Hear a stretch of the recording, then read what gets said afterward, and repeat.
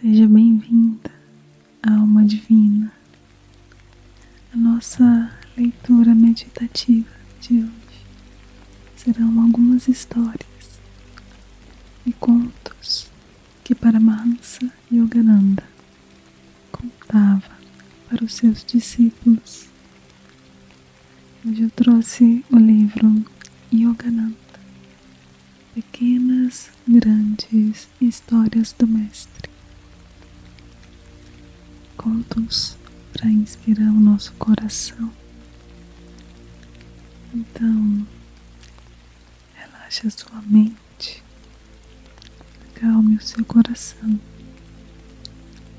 e vamos voltar para o nosso paraíso interior.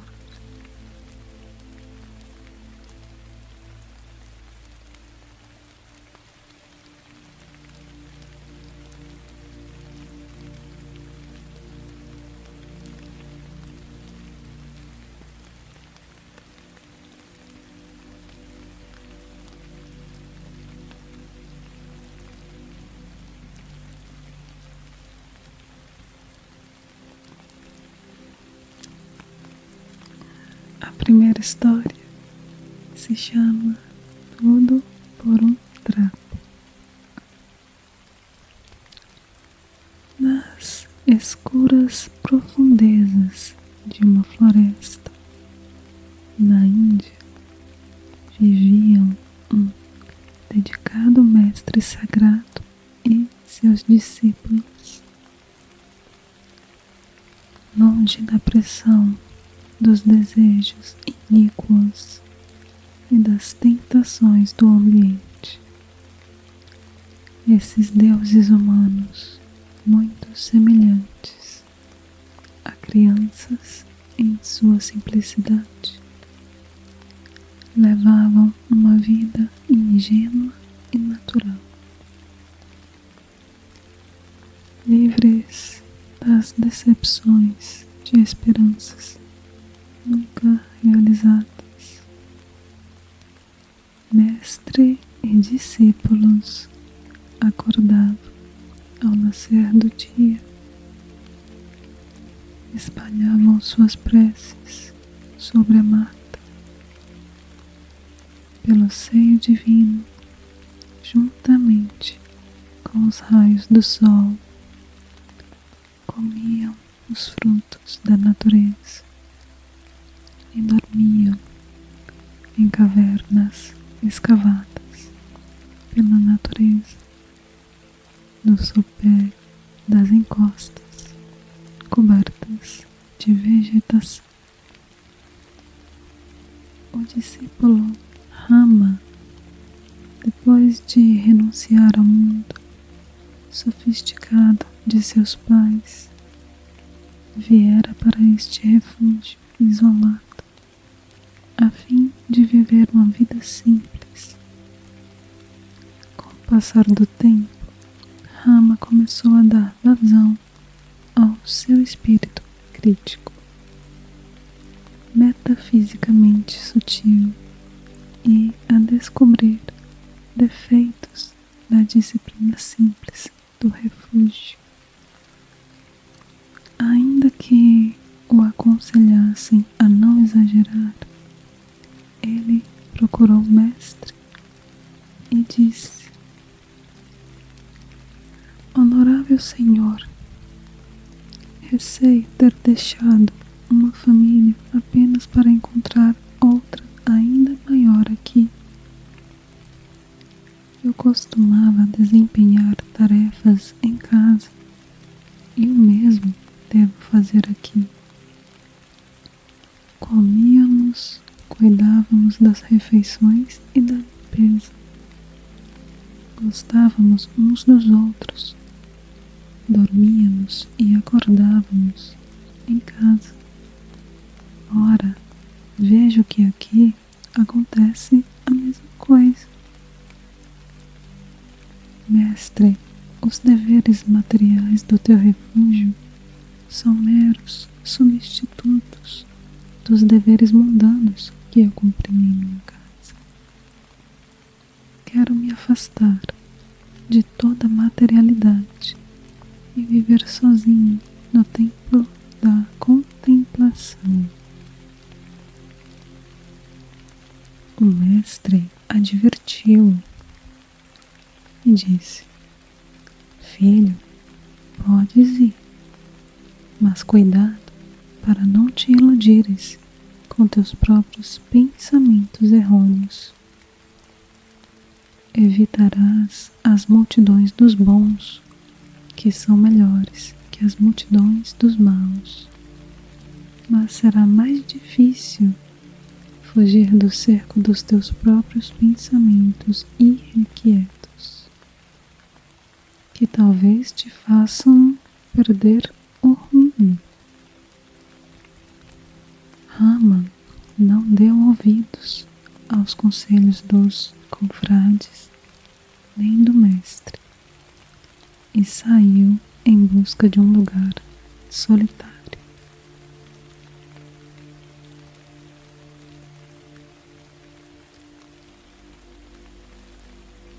Para ficar livre de quaisquer empecilhos, deixou seus pertences no refúgio e só levou 2 pedaços de trapo que lhe serviriam de tanga e uma cuia de mendicante para beber água. Por fim, encontrou um lugar sossegado no alto de uma colina, perto da orla da floresta e da aldeia local. Instalou-se no oco de uma rocha, à sombra de uma árvore frondosa. A primeira noite foi tranquila, apesar dos uivos dos chacais, coiotes e tigres. Mas, ao amanhecer, o jovem anacoreta quase caiu em desespero ao ver que um ratinho havia roído em vários pontos a segunda peça de trapo que ele dependurara de um galho acima do seu abrigo na rocha.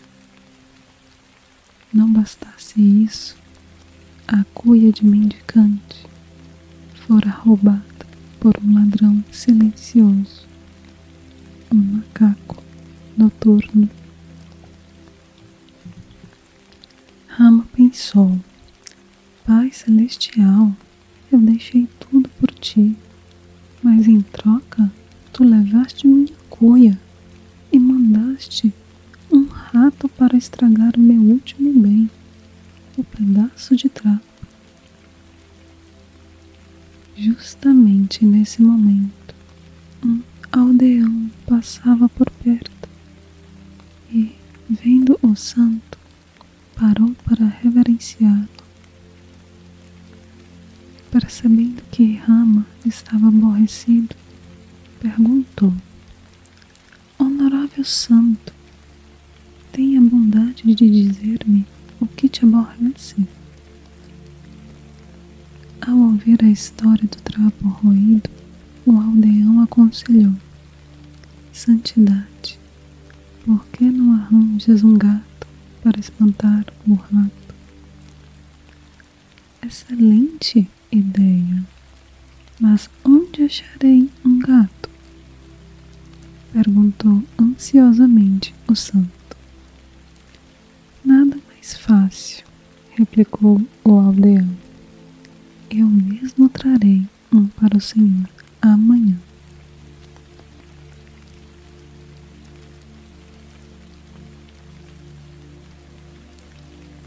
No dia seguinte, o solitário Rama acrescentou a seu patrimônio um peludo gato persa. E o problema do trapo foi resolvido, pois o rato não era bobo para desafiar o deus felino da morte, só para roer um trapo ressecado. Todos os dias, com uma nova cuia de mendicante recém-adquirida, Rama ia para pedir um pouco de leite para o gato. Passou-se um ano e os aldeões relutantemente supriam o santo e seu gato de leite, até que um dia o ancião da aldeia lhe disse: Santo Rama, estamos cansados de abastecer-te de leite. Mas como meu gato vai sobreviver? Indagou Rama. Por que é que você não arranja uma vaca? Sugeriu o ancião. De que modo? Perguntou Rama. Eu te darei uma agora mesmo, foi a alegre resposta do ancião. Rama, muito contente, voltou para sua rocha com a vaca. Agora ele, o gato e a vaca formavam uma família feliz, que se acarinhava numa linguagem mútua de afeição. A vaca passou a ser chamada de Vaca do Santo e se tornou uma verdadeira praga, devorando os arrozais dos aldeões e deixando-os aflitos. Passou-se outro ano e muitas eram as histórias sobre a destruição dos arrozais pela Vaca do Santo, universalmente perdoada e sempre tolerada. Por fim, um belo dia, os aldeões se juntaram e foram se queixar dos prejuízos causados por ela. Mas como que eu alimentarei a minha vaca? Perguntou Rama. Por que é que o Senhor não arranja tua própria terra? Nós te daremos 25 acres, replicaram os aldeões em coro. Santo Rama ficou encantado com a oferta. Reuniu os rapazes da aldeia e, insuflando-lhes um entusiasmo divino, convenceu-os a construir uma cabana, arar a terra, alimentar o gato e a vaca. Em suma, a fazer de graça todo o trabalho da fazenda. Os aldeões toleraram em silêncio todos esses privilégios sagrados por 2 anos, quando então perceberam que os seus filhos já não desempenhavam as tarefas em sua própria casa. Em grupo, foram até o santo Rama e se queixaram. Santidade, não mais permitiremos que nossos filhos trabalhem em tuas terras. As nossas ficaram negligenciadas sem a ajuda deles. E o que é que eu farei na minha fazenda sem o auxílio dos vossos filhos? Quis saber Rama. Por que o Senhor não arranja uma esposa e cria os teus próprios filhos? Qualquer um de nós se sentirá feliz em dar-te uma filha em casamento. Será uma honra, pois ela terá um maravilhoso marido espiritual. Bradaram em uníssono os aldeões. Eis aí uma ideia brilhante, concordou Rama.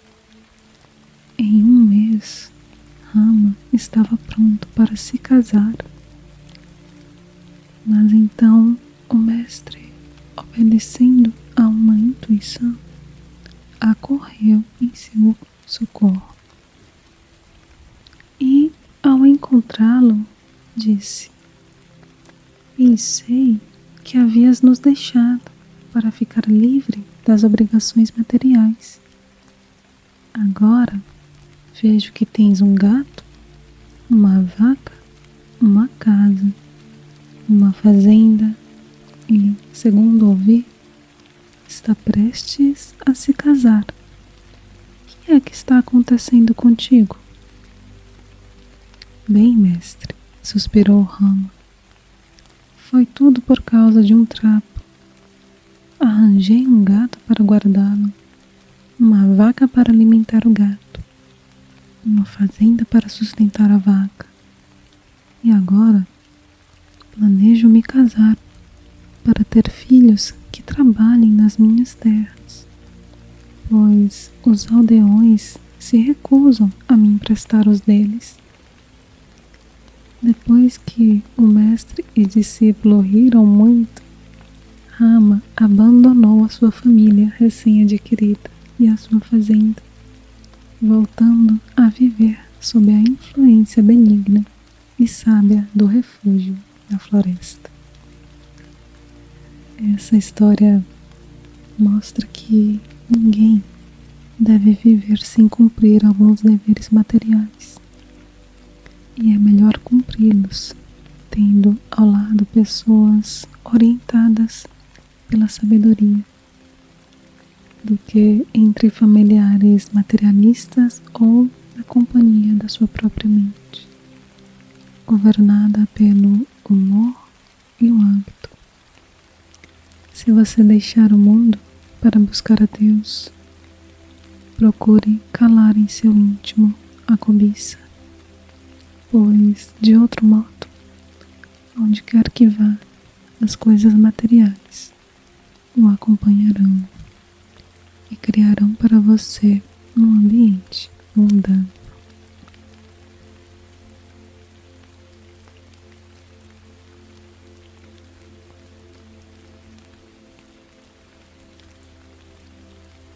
A nossa segunda história se chama Um Homem que Não Queria Ser Rei. Há tempos viviam alguns santos num retiro perto de um vale na floresta. Ali saboreavam frutas frescas colhidas diretamente das árvores e bebiam, com a concha das mãos, a água que brotava das fontes que desciam em borbotões na montanha. Soprava uma brisa de paz imorredora e seus olhos faiscavam de alegria celestial. A felicidade inundava o seu peito, dando-lhes um consolo perpétuo. No entanto, certo dia, um dos santos concluiu que já tivera o suficiente da felicidade espiritual e que seria bom sentir o gosto da aventura dos reis. Ele queria ser rei por um dia. Com esse desejo espicaçando no seu coração, saiu em busca das venturas dos reis, abandonando o refúgio aprazível, cheio de paz.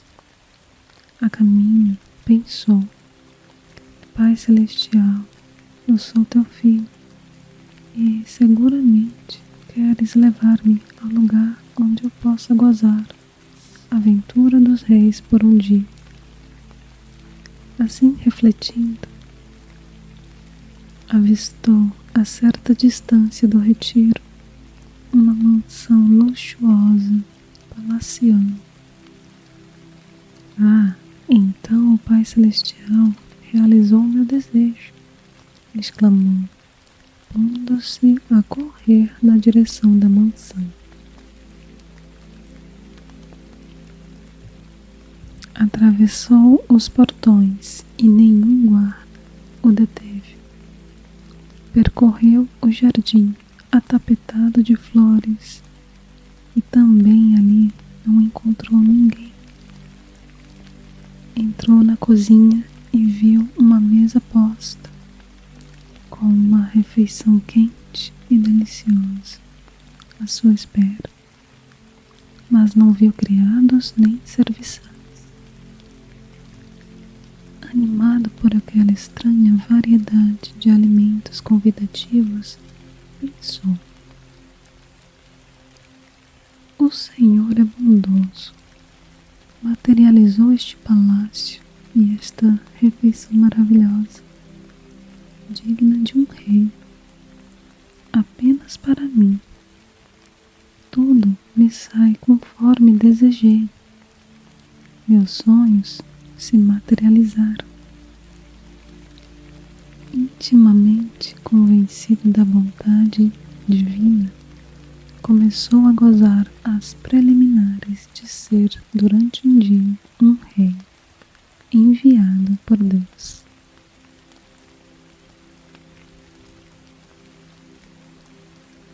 Banhou-se na banheira real, vestiu-se e sentou-se para comer. Mas então os serviçais do palácio, que perambulavam fora do palácio, entraram correndo e gritando, muito excitados: quem és tu, aí, a comer os manjares de nosso rei, que foi caçar e voltará a qualquer momento? O santo, imaginando que esse era um teste do Senhor e supondo-se um amigo universalmente conhecido, replicou num tom calmo e amável: eu sou um amigo do grande monarca.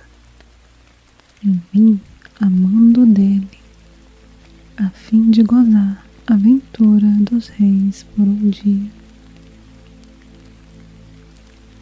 Os serviçais, que tomaram o santo por um augusto convidado da corte, deixaram-no terminar a refeição real e convidaram-no a dormir no quarto do rei.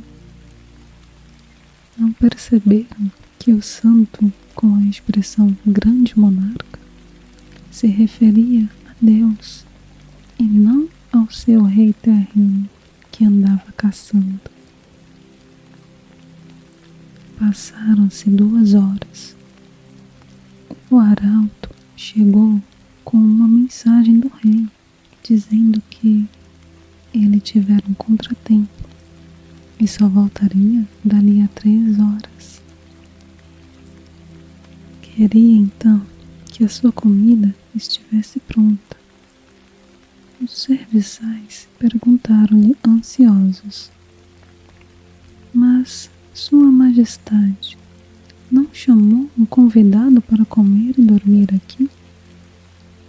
O arauto do rei ficou furioso ao ver que aquele santo mendigo, sem convite, devorara o repasto do rei e agora dormia a sono solto em seu quarto.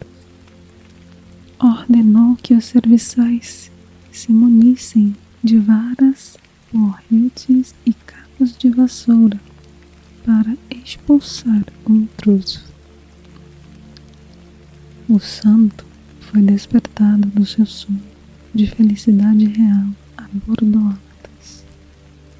Mas, quanto mais os criados o espancavam e xingavam, mais ele ria sem parar. Os criados, furiosos com esse riso cada vez mais desenfreado, puseram-no sem sentidos e atiraram-no para fora do palácio. O santo, inconsciente, foi conduzido por um confrade de volta ao refúgio. O confrade forçou-o a beber leite e, para ver se ele já recobrara a consciência, perguntou-lhe: sabe quem está te dando leite? O santo, moído de pancadas, respondeu jovialmente: o mesmo Deus que me bateu por eu tentar ser rei por um dia é o mesmo Deus que está me dando leite. Os irmãos eremitas ficaram aliviados ao ver que a fé em Deus do seu maltratado confrade era a mesma na prosperidade, quando repousou na cama do rei, e na adversidade, quando foi logo depois punido. Aquele santo não era como os que reverenciam a Deus nos tempos bons e repudiam nos tempos maus. Enquanto isso, o rei, voltando ao palácio, exigiu sua refeição quente e foi tomado de cólera ao saber que o mendigo devorara sua comida e rira ao ser espancado. Mas, excêntrico que era, ficou impressionado com a estranheza da história e ordenou que os seus serviçais lhe trouxessem o intruso. Eles o procuraram por toda parte e, quando já regressavam, em desespero, passaram pelo retiro do santo e ouviram sua risada alta. Desmontaram, agarraram o santo e o conduziram à presença do rei. Quando os dois se viram frente a frente, o santo começou a rir ainda mais, incapaz de conter a jovialidade no âmago do coração.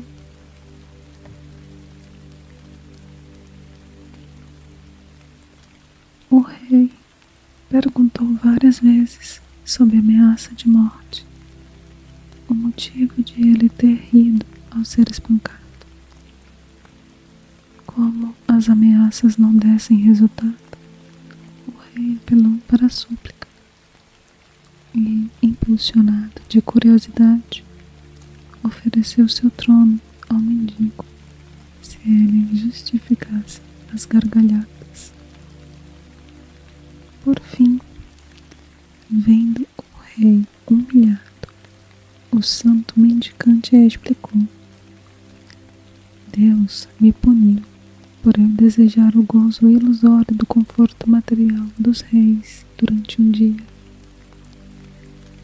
Meu riso aumentou quando percebi que havia me safado com pouco prejuízo. Pensei, se apanhei tanto por ser rei durante um único dia, quanto não apanharia se insistisse na felicidade material dos reis durante anos. Apanhei por ter esquecido Deus durante um dia, mas pensa, ó rei, quantas pancadas ainda tens pela frente, de uma forma ou de outra, por esquecê-lo o tempo todo. Não, obrigado, não quero ser rei, pois gozo a perene felicidade de Deus, que não termina, nem quando as preocupações nos afligem.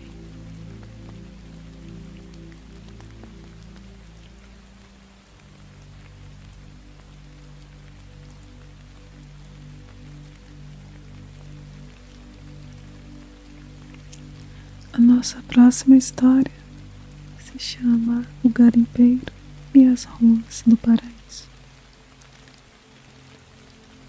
Conta-se que, graças a um golpe de sorte, ou seja, bom karma, um garimpeiro foi para o paraíso e lá começou a dar trabalho aos deuses.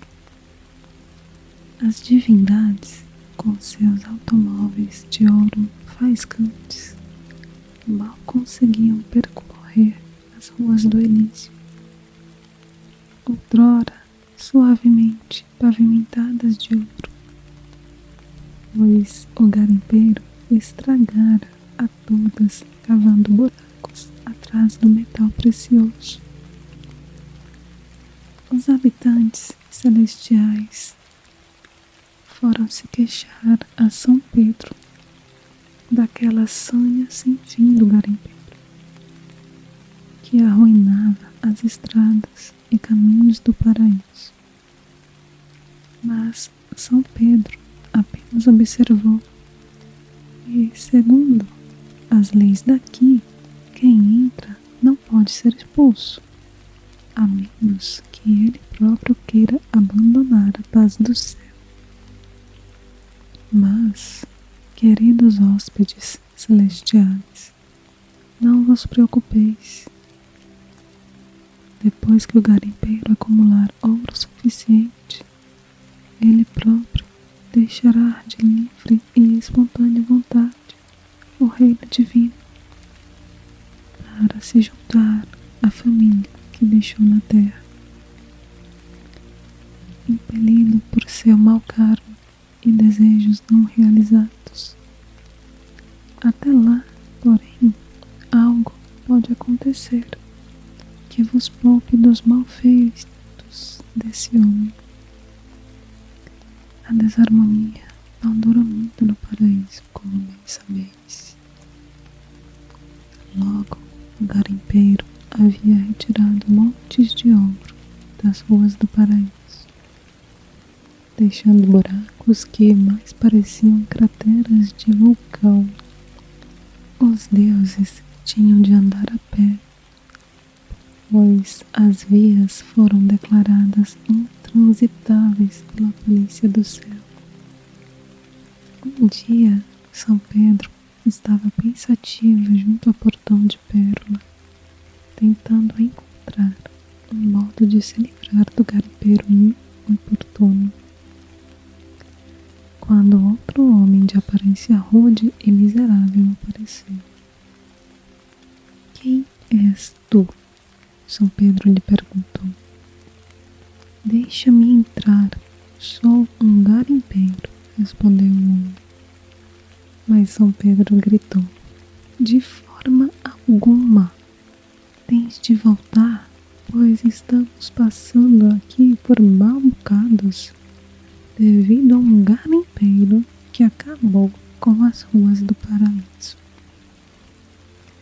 Mas o homem foi insistente e garantiu. São Pedro, eu prometo que não vou escavar as ruas de ouro do paraíso e que tentarei expulsar o outro garimpeiro, se me permitires. São Pedro, por fim, concordou e o esperto recém-chegado prosseguiu.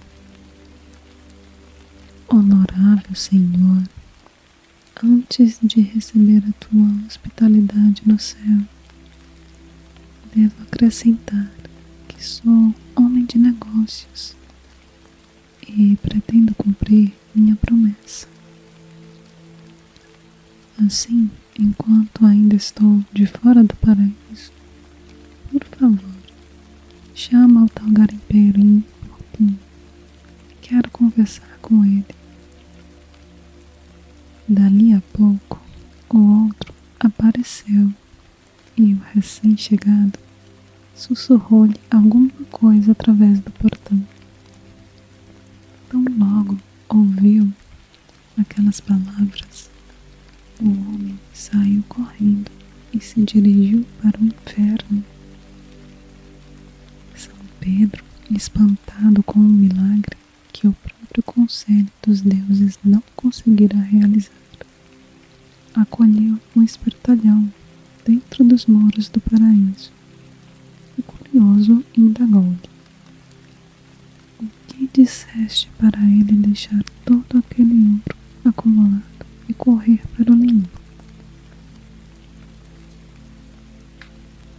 O novo garimpeiro sorriu e respondeu: bem, São Pedro, eu lhe disse que era tolice perder tempo cavando ouro aqui, quando ele podia tirar a platina mais preciosa das ruas livres do inferno na quantidade que quisesse.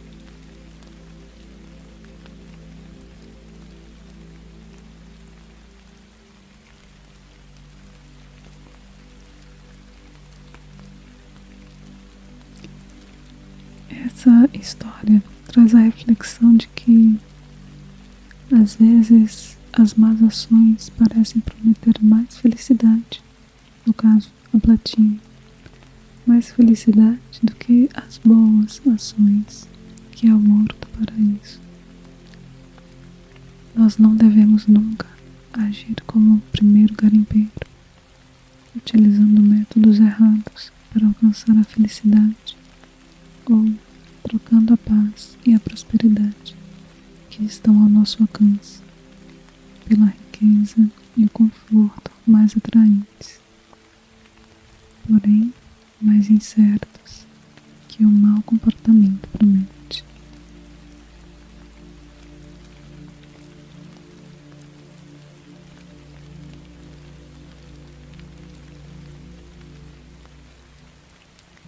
A nossa próxima história se chama O Pescador e a Fada. Certa vez, um pescador e a sua esposa conversavam sobre a sua situação, lamentando serem muito pobres e incapazes de progredir na vida.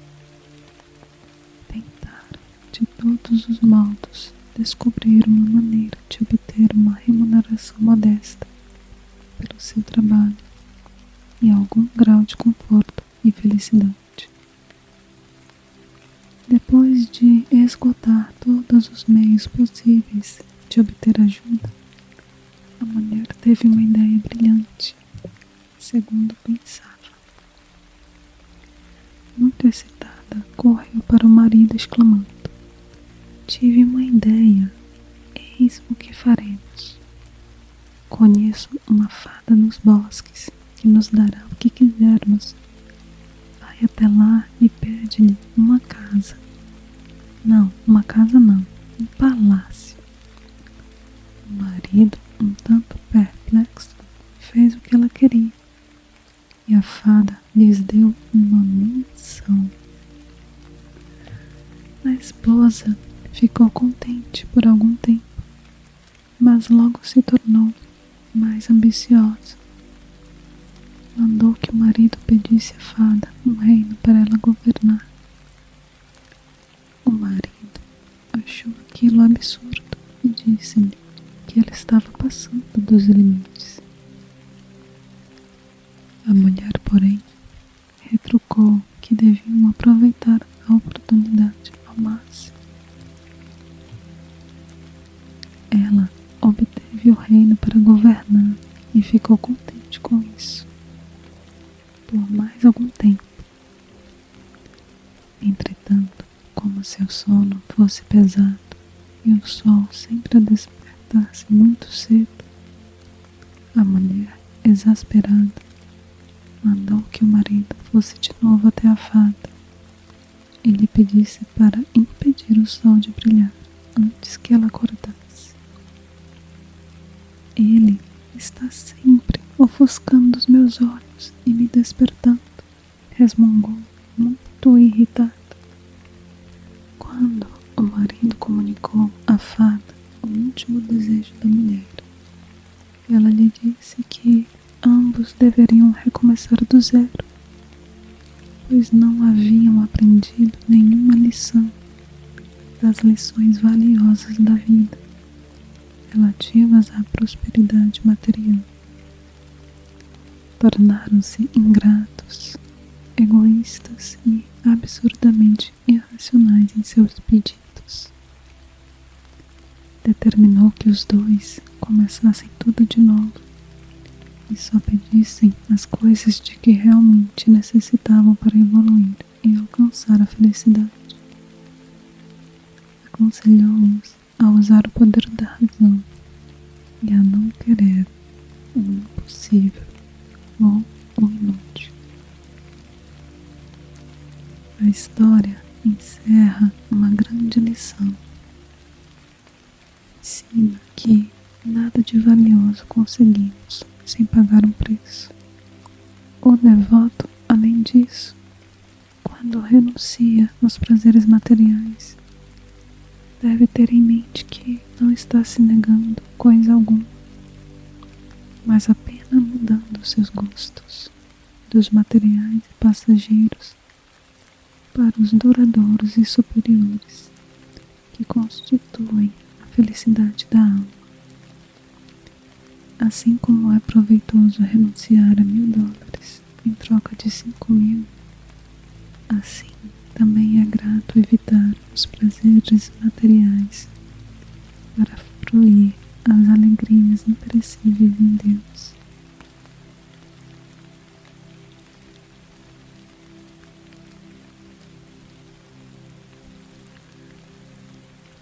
E uma reflexão muito interessante é que Paramahansa Yogananda sempre ensina que quando nós rendemos os nossos desejos e colocamos o nosso desejo para Deus acima de todo e qualquer desejo no mundo, todos os nossos desejos acabam se tornando realidade. Os desejos bons, os desejos do coração, porque foram rendidos para Deus manifestar. Deus sempre manifesta o que é melhor pra gente. Então, quando colocamos Deus acima de tudo, quando Deus é o nosso maior desejo, realizamos todos os desejos e muito mais. E essa foi a nossa leitura de hoje. Deixe seu like aqui se você gostou. Comente e escreva aqui outras obras, outros autores que você gostaria que eu lesse por aqui. Muito obrigada por me acompanhar até aqui. Gratidão e até o próximo vídeo.